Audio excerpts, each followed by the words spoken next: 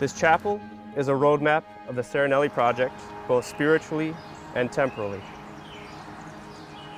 The first thing you see when you walk in is the stunning reprint of the crucifixion of our Lord. It all begins and ends with Him.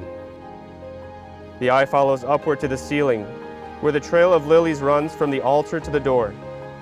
There are 16 of them. The first over the altar represents our Lord's forgiveness from the cross.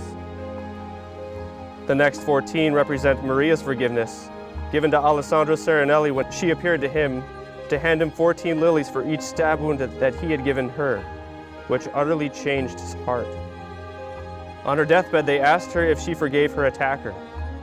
She looked at the crucifix, drawing strength from our Lord who did it first, then forgave him, wishing him to be in heaven with her.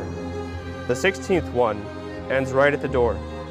This represents her mom's forgiveness. Alessandro stood at the door of Assunta Goretti's house 5 years after his release from prison and asked her for forgiveness.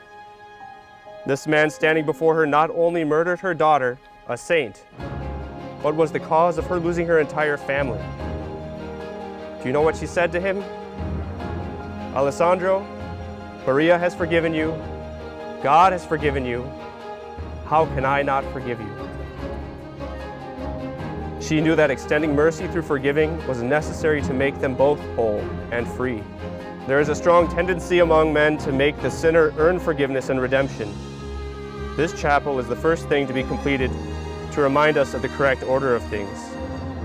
Therefore, Serenelli Project always begins with the work of God, with His grace and mercy, before anything else. I must thank Almighty God for bringing us to this glorious moment. In the name of the Father, and of the Son, and of the Holy Spirit, Amen.